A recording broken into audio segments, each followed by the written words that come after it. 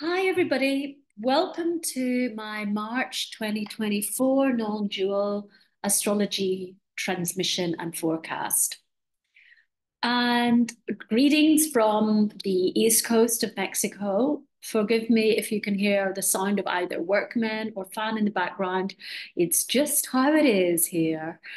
And I wanted to actually just speak even about the energy of right now when I'm making this recording and when it's going to go up online. As you know, I didn't get to make a proper transmission for February, even though I prepared it because I had computer issues. And I think a lot of people are in very deep transformative processes right now. And I'm going to set the scene for some of that. What I would say is that some of this is overt, and some of this is, I would say, it's like a preparation for a first wave of Shambhala warriors, those who understand the codes that are coming. And it's going to be an interesting month, March. And the thing I want to speak of right now, of the energy of when this is going to go live, is that it's going to be hitting the 27th of February. It's probably already quite into the 27th of February over in places like Australia. And in the Dreamspell calendar, we have these things called gap days. And gap days are portal days. So it's really good for doing work across the timelines. It's people who are born on those days can have a quest for working with their ancestors and may have aptitude to doing quantum work. And those days are very, very powerful for everybody. And the way that the gap days are laid out within the zodiac, or if we even call it a zodiac in the dream spell calendar, along the Tolkien, the system, is like a fractal, and the symbol looks like a DNA symbol. And in the middle, there are 20 days that are actually sandwiched in between 10 days of gap days and another 10 days of gap days, with some days that aren't gap days. And this is seen as the central channel, the Shushumna uh, of the planetary timelines. And this is a macrocosm to our own inner workings of, we have the left channel, the right channel, the Ida, the Pingala, and the Shushumna in the center, or the Avaduti, as it's called in other cosmologies. And this is where our deepest transformation takes place. This is when you leave your body, your energy dissolves, the winds dissolve into the central channel. When we do what some people call Kundalini work or certain tantric practices, we're learning to utilize and work with the central channel. And an activation of the central channel a person needs to really work at their masculine, feminine, yin yang balance, their active and passive energies, for activation of the central channel to take place. And this is why we're in such important times as we start to do our work with our own inner masculine and feminine. And right now, on the 27th and the 28th, we are excitingly right in the center of the central channel. So we're coming into some very, very poignant days, which are very much about weaving time, and in many ways are a, how would I say, a nod to a collective quest that we have to work out of our lower centers, to find our joy again, to weave with time, and to come into heart-based service. And this is all dancing through the energies. We come from Cosmic Dog Day, which is the 27th, into the beginning of the monkey wave spell. And the monkey is the real weaver of time within this system. And so it's really, once we free ourselves to be in cosmic service, which the cosmic dog is very much about, and finding our soul tribe and all of those magical things, our sense of working with our inner child, our playful innate essence, and how to dance tantrically with time becomes more plausible. So it felt really fitting to do this transmission right now. And I wouldn't have had any other choice. It's really interesting because I'm just coming out of a very deep psychotherapeutic training in very deep gestational and in utero work, which ties in with the quantum work we do. So I'm integrating that. And we talk about the inner child, but you have to go even, so many people need to go back to the seed essence, to what happened at the moment of conception and what happened during their gestation. And I'm really seeing like a portal opening up of those who are really doing the work with a big D, and those who are bypassing the work, and seeing these codes come through. And it feels really interesting to talk about those right now. And this is also what I feel is starting to activate over this month of March. As I've said, it's overt for those who are already on the path, and other people won't get it yet. And there's another opening. I mean, there are always openings. Everything is just weaving and evolving. But there will be certain people who have started dedicating to doing the work, who are going to start to think, this doesn't feel authentic to me anymore. This needs to move. This needs to shift. And actually, we were having a class just yesterday, and some of the students in the class were saying, yeah, I'm really having to think about authenticity and look at that which is in my life and that which I strive for, and this striving for impeccability. And what I feel is that this month, because of some of the astrological movements that are taking place, this month is an opening for that journey for many people. And the tools are there. And it's interesting because as I say tools, I can hear these workmen just banging. So it's very interesting. And yeah, we have even more tools as our little team of Dharma Stars to offer to take people through their quantum journey of working through, their karma and their trauma. Anyway, I'm not going to talk too much about what is non-dual astrology because most of you have been watching for a while. If you're new to this channel, please do like and subscribe. And please know that we have a lot more behind the scenes in terms of teachings and offerings. There's a longer video up on my YouTube that explains more in detail about what is non-dual astrology. And there are some even longer ones I made a few years ago that are really helpful as well. Just a little heads up with some of the things that we're offering right now. I am starting to do deeper transition work for people who may be coming out of corporate work into spiritual practitionership and want to really understand how to dance with time and their processes. And, I'm trained in numerous psychotherapies. I've got a long history of being a master teacher of energetic medicine, like Reiki and Sekhem, and many years of decades of wandering around the world, working with different tribes and groups and working with plant medicines and what we might call shamanic practices. So myself and our team have a lot of offerings, and I'm really seeing this gestation that's setting up ahead of the next door opening of what I feel we have an activation of this month, which, as I say, is subtle. The astrology is kind of subtle, but because I'm looking across the timelines and because I see some of the unfolding of the coming years, I can see it's almost like a carousel of us through space and time. And if you jump on now, it's actually a really good year. If you jump on now, because you've got all of this year before things really start to deepen in 2025. A lot of astrologers have said 2024 is a bit of a mashup for a lot of people. And 2025 is going to be quite a good year. So the thing is that if you can take the time this year to really go in and do your soul work, you're going to find that you're going to come in quite a lot higher for next year's liftoff of sorts. And it's not full liftoff, but it will serve you well. So do the work this year. Okay.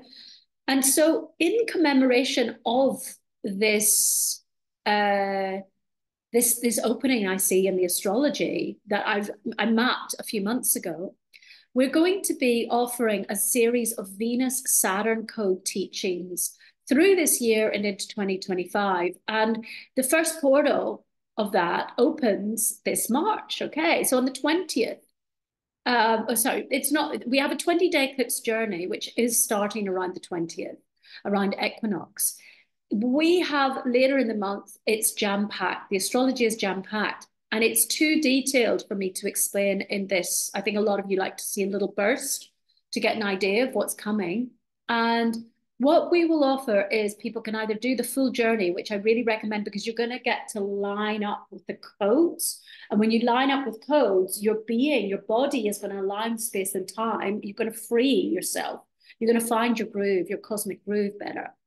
But for those of you who may have time limitations or financial limitations, we will let people come on for maybe one of the transmissions to get some of the main codes on one of the very special astrological days. So do get in touch. This is a very affordable offering. And this is a good way as well. If you like what we're doing, you can start to join the constellation. And this is how our paths start to cross and how we can find each other and get to know each other a little bit better. So I really recommend these journeys as a very cost-effective, deep way of getting to know us, and also to free yourself from the constructs of slave time and the false matrix and to step up into something higher. So we also have lots of mini courses and clearing sessions and all sorts of things.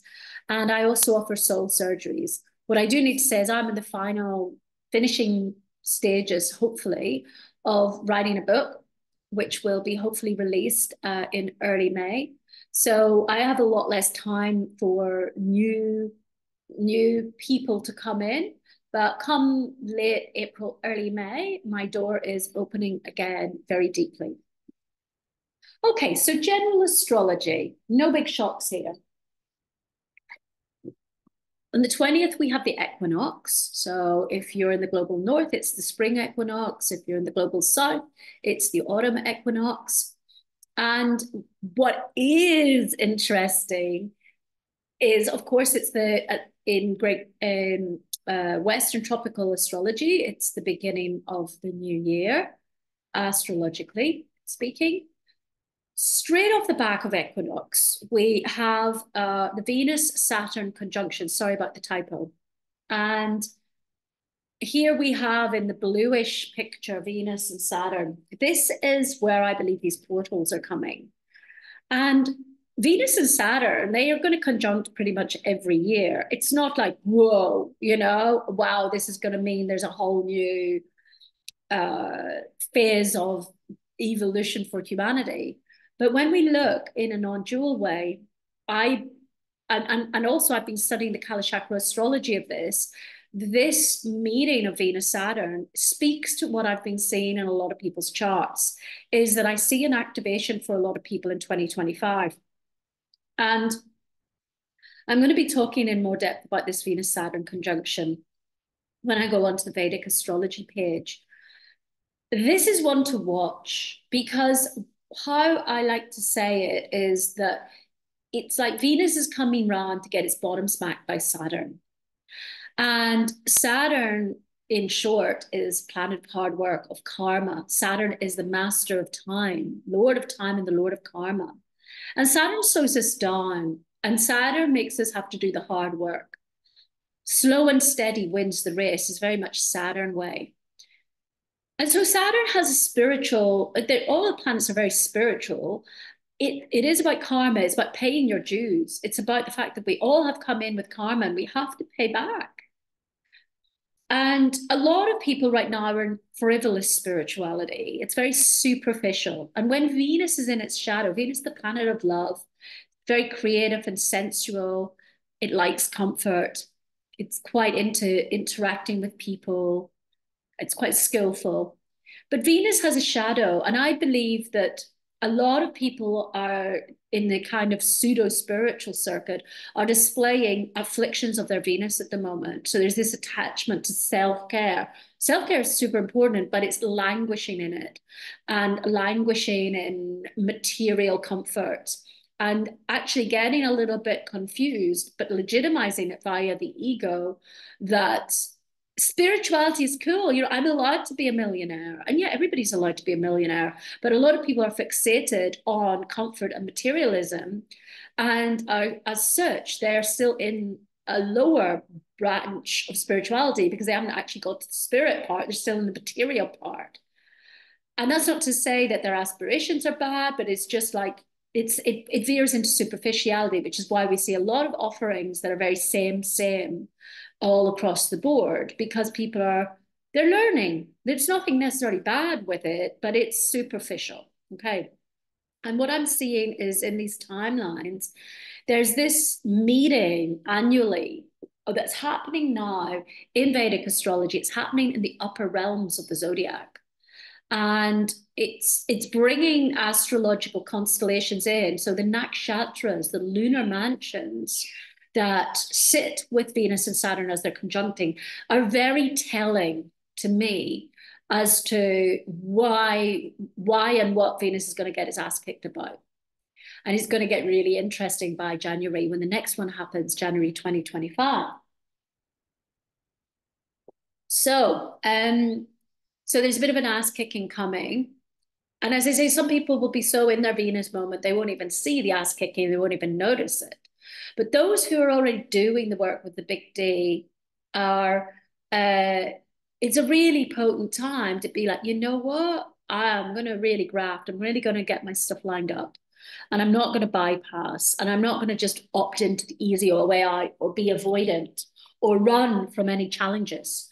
These are all over Venusian. You know, it's like, oh, that feels like hard work. Oh, that feels like that's challenging my ego. Oh, I'm going to legitimize this by using my ego to create a false spiritual principle. And there's a lot of that around at the moment. So for those who are ready for a little bit of ass kicking, this is a really great time. And as I say, when I sat down with what's happening each day for about 20 days around that, it's phenomenal. Okay. And that's why it's too much to explain right now. And it would be lost on you unless you are in the process. But if this is speaking to you, then this is a really nice portal.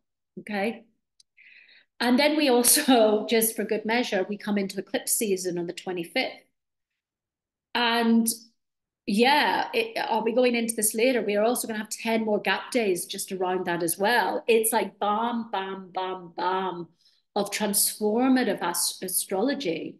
And if people can see the keys and codes that the planets and their associated constellations are moving through, they're going to understand a lot more about what is natural law and what the true principles of spirituality, which is sorely lost on a lot of people right now. And we're going to have in our astrological journey, Chrissy Whistler, who's an evolutionary astrologer. She's going to talk about Varuna. And Varuna is an important god and is also an astrological celestial body. She's going to be talking about Varuna, and that is music to my ears because Varuna is really important over this time. And well, I'm not going to give it all away, but when we look at but what I'm going to be doing in our astrological journey is sharing some chakra astrology, which is an even deeper tantric alignment with space and time. So there's a lot going on, and I haven't even got properly into the transmission yet. And I just really want to give gratitude to the rishis and the celestial bodies for assisting me with this non-dual work. I also want to give gratitude to the day keepers of the Mayan lands, to Mark Elmi, my teacher in the Mayan system, and to Jose Arguelles and his students who brought through the Dreamspell calendar. I want to give gratitude to Ganesha, the patron deity of Jyotish, the science of light. Om Shim Ganganapatiye Namaha. Om Shim Ganganapatiye Namaha. Om Shim Ganganapatiye Namaha. So, as I said, we're going to be coming in to the monkey wave spell. We're just finishing off here where we're at. And as I'm speaking, we are, my picture probably, yeah, we're here, I think. I'm making this just as the day finishes, actually the day before, to get it uploaded. So we're in white cosmic dog.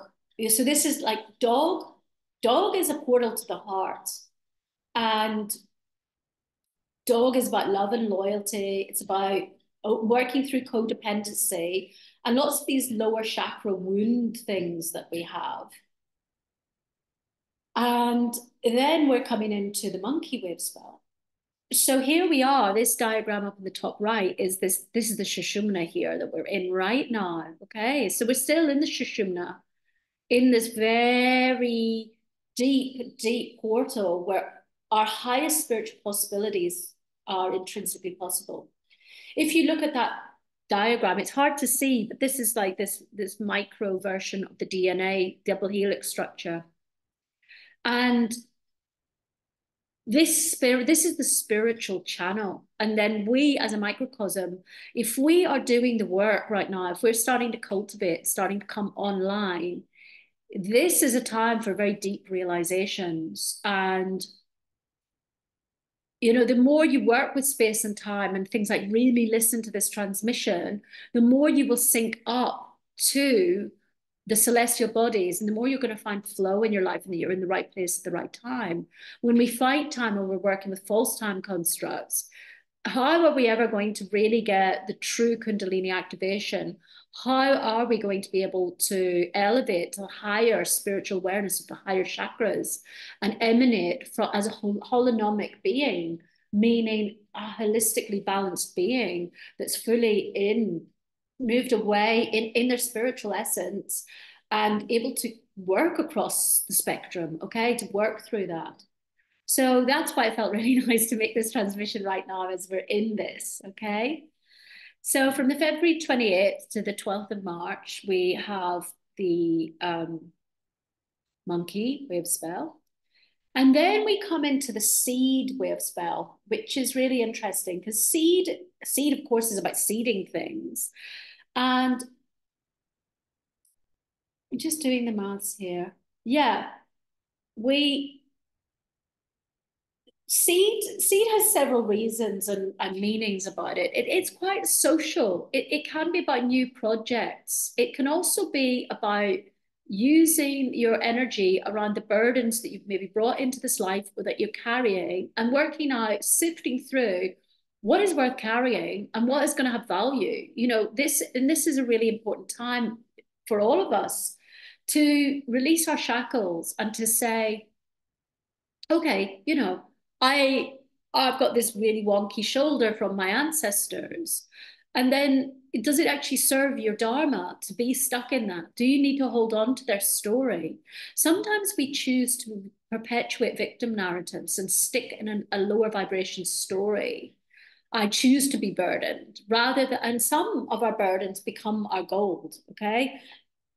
But learning to discern that and learning how that can springboard you and propel you into your higher Dharma is important, because for all of us, the seed of our essence, even as an embryo, we hold all these codes and karmas.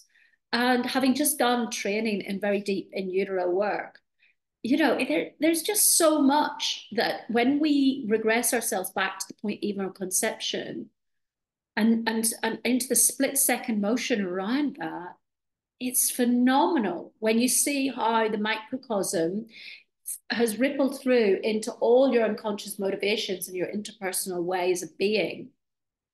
So this is this thing. It's like, do you choose to stay burdened, or do you use also the seed of the potential of something that's actually going to springboard you into your tantric journey with how you transmute that or work with it, channel your afflictions into becoming somebody better, work out how you create your Dharma from them.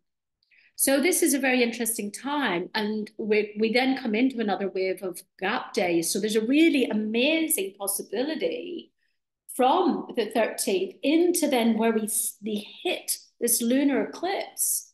to start to do some work on our burdens and our energies. And eclipse is obviously going to bring up stuff, and it always does. The eclipse on the 8th of April, which I'll talk about in the April transmission, it's going to be very powerful. And again, there's so much I could say about what's going on a nano level, but where it starts to open this portal in a deeper way of some of these codes I was just talking about at the beginning. By even the 8th of April, these themes that are going to be more hard hitting from January they open. The door of those opens at the beginning of April. So then the 15th to 24th, we have these 10 gap days. So again, there's this time of being discerning about what you take on and what you're carrying for yourself, for others, what you languish in and what's slowing you down. And to do that kind of like ancestral work and quantum work are really favorable at that time, or gestational in utero work. And if you're interested, get in touch. I don't have loads of time, traveling quite a lot then actually, but I might be able to fit in 1 or 2 people. And then we come into the earth, which is great. We're going to come into the earth wave spell, and very grounded energy, grounded knowledge, connecting, of course, to working with the earth, harmonizing. You know, how many people are disconnected and sick because they're disconnected from nature? So this is a good time to go out on the earth, to give offerings, to do ceremony, to go to stone circles, whatever it may be. And it's also a time of the pathfinders. So if you've lightened your load somewhat, this time that then is from when we come into the eclipse season, it's a good thing we have some of this grounded energy to look at to become rooted. And this is really mirroring what I'm seeing, which comes in with the Venus-Saturn conjunction. It's this thing about stop being superficial, stop being too woo-woo with no real reason. Look at your grounded approach to your spirituality. Start to lay the foundations for real work, not bypassing. It was a revelation to me to see the earth wave spell in there, because it's like, that's like the Saturn energy that's hitting. It's like, yeah, guys, get real, okay? Ground it, because there's just a lot of kind of wonky woo-woo out there right now, okay? And then let's look at what's happening in the sacred Mayan calendar. I'm just drinking little sips of water here or there. So forgive my little breaks. And I just want to give gratitude to the wonderful Melissa Shamana for this image, which just felt perfect to use here. Especially as last month I talked about Bhairani. We've still got Jupiter in Bhairani, which is very much a vulva birthing energy. I gave a very brief transmission last month, which saves you time. You can go back and listen to that if that suits you. We're still in there. And as an illusion and a nod to Bhairani, here we have, and we're settling into the Bhairani energy now. We're in Kawok up until the first days of March. And Kawok is a midwife energy. It's birthing. And Mark Elmy denotes it as clearing the way of new life, for new life to enter, and rebirthing. So there's this deep transformative energy. And I know that Uranus has been doing a lot. I don't really work with the outer planets so much, but there's this, it's quite purgative. Giving birth is not usually a very gentle process. So it's quite strong, but it's feminine, strong birthing energy, okay? So this is also mirrored with what we can see where Mars is exalted at the moment in Capricorn. So there's this determined energy that's really going for it at the moment, which really helps at the moment. There's been quite a lot of activity. I think quite a lot of people find they've been quite productive, got quite a lot of work done. Other people are very, very deep in process, but that's getting the work done, So depending on, how many times people have been around the block and their unique karma, some people are really gestating new things or working, like I've been working on my gestation and other people's gestation. And yeah, it's a really good time to do work on spiritual midwifery, your birth process, starting to look at that, rebirthing, breath work, things like that. Then from the 5th to 17th, we come into and is like the path, the road. And so this is like the new path beginning. So it's wonderful because that's so close to the Western tropical New Year. And so there is this sense of like a new pathway, a new way of seeing, new energies that are coming to the fore. And if we look back, you know, this is all starting to be like seed as well. So seed and pathway are there. Then we've got the portal days. So we're getting this kind of renewed sense of self. Now, what I want to say is that a lot of astrologers, Vedic astrologers, said the first 100 days of 2024 are very, very, very productive. That's why we've had this kind of New Year vibe since January. But then this whole thing that then the processes and the tweaking and the karma and all the things that the eclipse season bring up, they're really starting to crank up later in March, and we just have to be ready for that. So don't think you're going to be on if you're on a roll, just factor in, mitigate for you maybe not being so on a roll, because sometimes what we do is we make mistakes by looking at everything from how we feel that moment and being overly ambitious and thinking, yeah, you know, I feel on top of the world, or I'm going to go. And then mangled energies and karma comes walloping in, and suddenly we realize we're back in eclipse time. And in many ways, we can see that through the serpent Trisena that's coming in, Can, which comes in on the 18th. So we're in Can, we're in serpent, right, over these peak days of equinox, eclipse, Saturn Venus conjunction. And this is all about new empowerment. And again, if we look at Venus and Saturn, wonky serpent codes is very synonymous with wonky Venus. It's like overly sensual, sleazy, seductive, using power just for personal gain, things like that, and being manipulative with people. And Saturn is more about, harnessing, slowing things down. In a way, Saturn and Serpent are a bit of an antithesis to each other, because, there's life force. Saturn is very cold and slow. It's not dynamic. But I feel like the energies of Can are here saying that we are going to be, it's about how you use your power. And we always need to review, how do I use my power? What's my relation to power? Do I manipulate? Am I manipulative? How is my sexuality in check? Am I, manipulative with my gender playing out? Things like that. Okay. And then we come into the 31st of March, and then right into April, T-Hax, which is going to be right in T-Hax as we go into the second eclipse. And T-Hax is like truth. It's like an obsidian knife of truth. In Tibetan Buddhism, we call maybe Vajra wisdom. It's straight talking. It's not going to beat around the bush. It's logical and forthright. It's not going to pander and fawn over people. It's just going to be like, this is how it is, okay? And there's a truth telling within it. And Mark Elmy describes this as the beginning of the healing. So isn't that interesting? It's like we come out of the delusion that serpent can bring, and the real healing's beginning right as we go into the eclipse on the 8th. Okay. Little sip of water.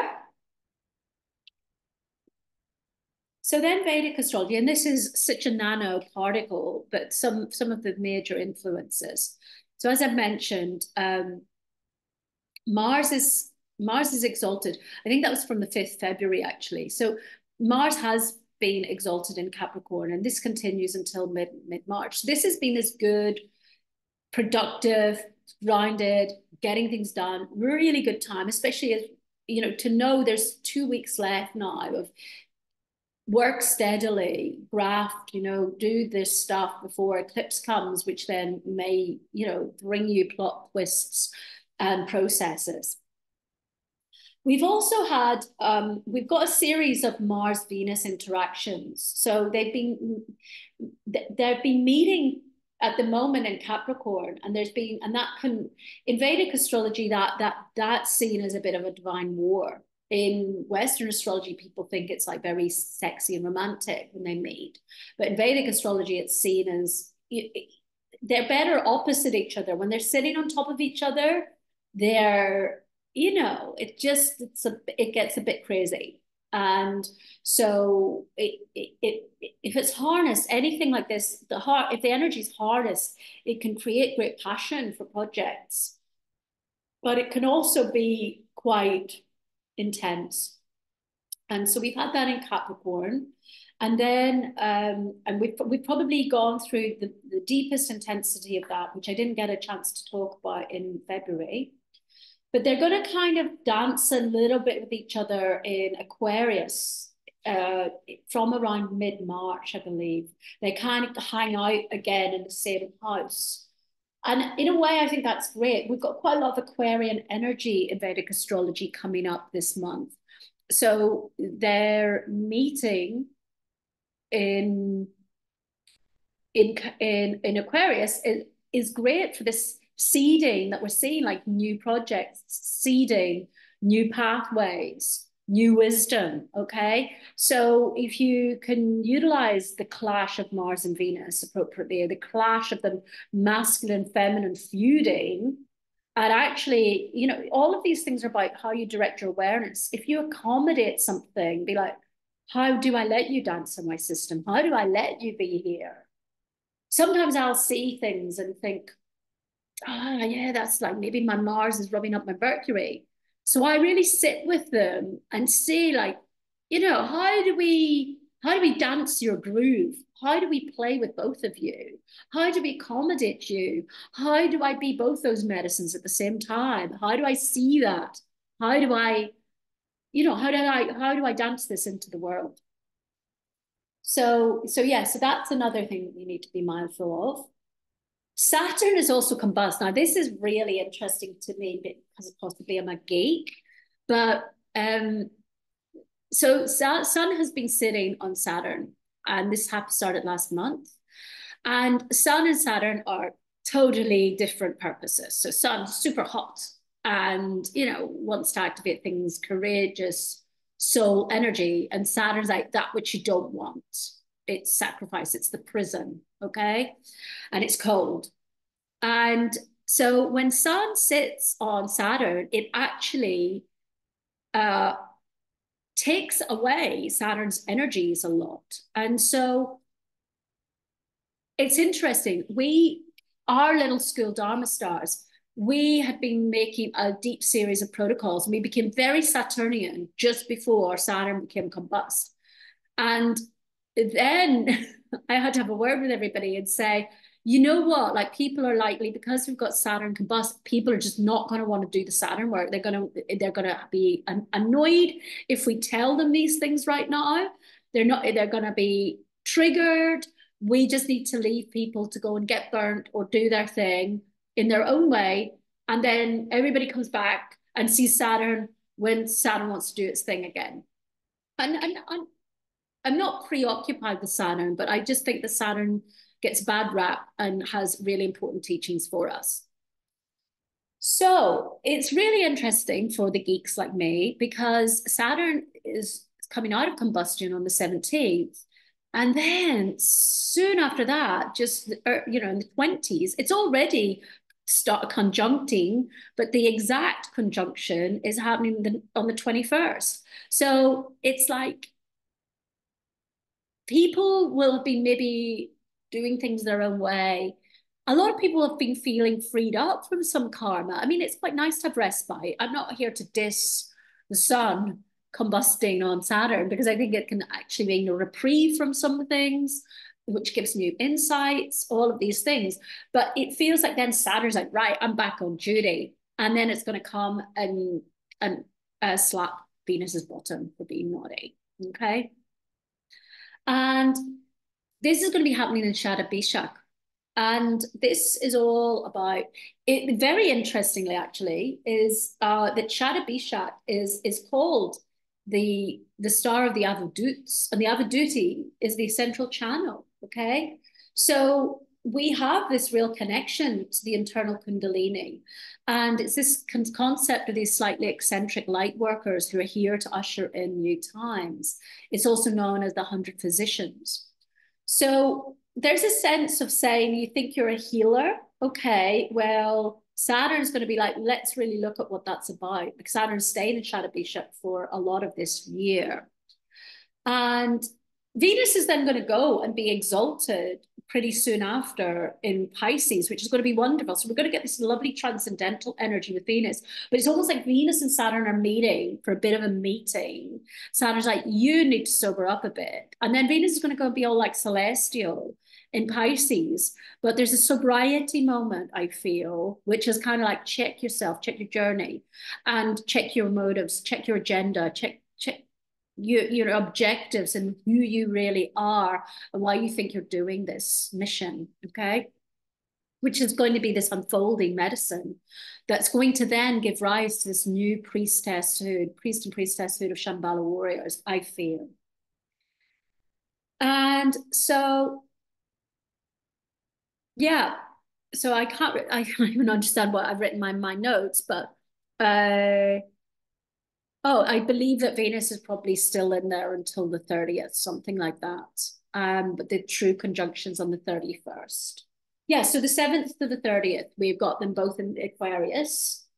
So they're hanging out there. And then this is wonderful because it's really looking at what do we need to do to be these skillful tantric warriors, to bring in a new time, to bring in a higher timeline. But Saturn's having a bit of a word with Venus, and this is fulfilled in Kalachakra astrology, and this is why we'll be talking a lot more about Varuna in our journey, because Varuna is a very important key within all of this. And then the lunar eclipse that we have is on the 25th.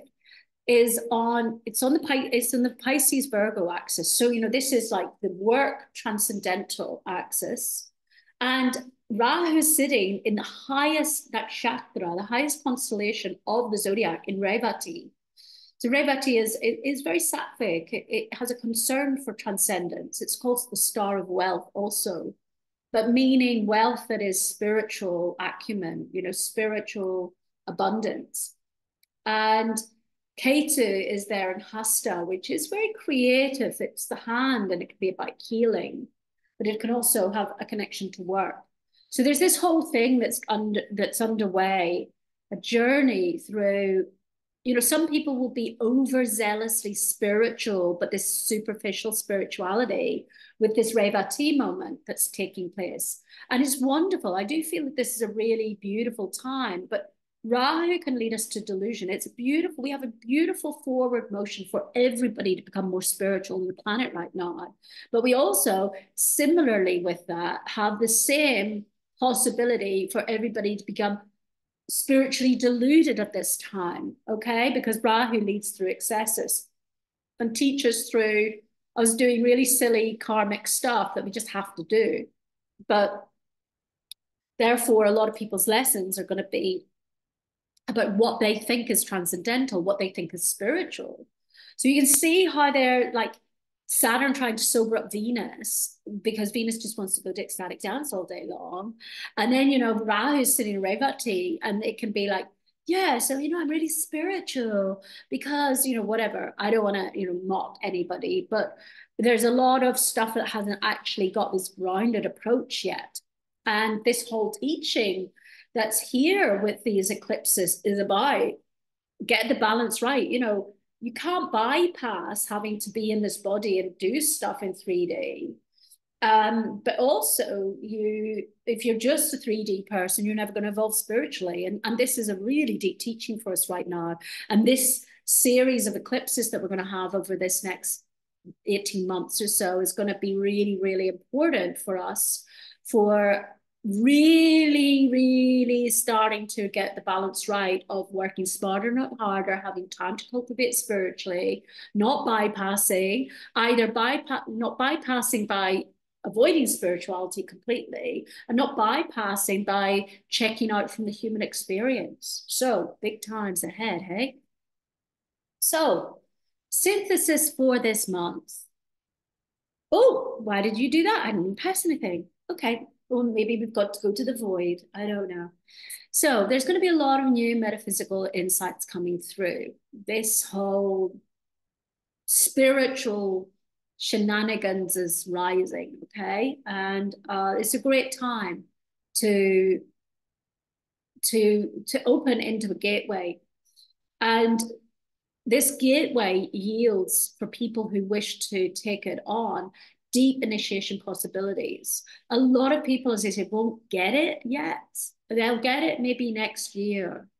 But if you are, your karma is here to be listening to this, or, there's certain things that are calling you, really make the most of this, as I've said earlier. This is really a wonderful time to take advantage of having some spaciousness to do this. I see a lot of people who are like, yeah, so I want to do this initiation, and then I'm going to go and do this tantric training, and then I'm going to go and do 8 ayahuasca ceremonies, and then I'm going to have bufo 4 times the next day, and then I'm going to do this, and then I'm going to do that, and then I'm going to, and then they think they're super masters, but they're actually just trying to cram in too much. This is a really good year to just go in stages, so you actually can integrate. You're more used to other people if you pace yourself, because you're going to take more with you to hold space for other people. A lot of other people are going to think they're going to be practitioners. They're going to realize at some point that they just got really fragmented and they did too much stuff, and they're going to realize that they have to ground it, which is interesting because we've got the Earth wave spell this month. So starting to ground what you've been learning in the last few years, and starting to really look at where's the deep work, the really big stuff I need to be doing? Where's the stuff that feels like big? And am I ready to open that door? Okay. So our relationship to power, karma, superficiality, and service may undergo change, but we have to be prepared to do this grounded work and to set the foundations. The opening portal for the new priest and priestesshood of Shambhala warriors can be seen to open at this time. And do please get in touch if you want to hear more about these codes, if this is calling you in some way, because I'm really, really excited to break this all down for everybody so that you can dance into the timelines. Thank you so much for listening. If you like what I'm doing and what we're doing, please like and subscribe and share about our channel. Once the book is out, I'm going to have more time to make a lot more transmissions, and there are going to be lots of little goodies coming up, which are little excerpts from the book in different forms. We're working on some of that behind the scenes right now. I want to give gratitude to Ganesha, the patron deity of Jyotish, to the Rishis, the celestial bodies, to Mark Elmy, to the day keepers of the Mayan lands, and to Jose Aguayas and his students for bringing through the Dreamspell calendar. Gracias, gracias, gracias.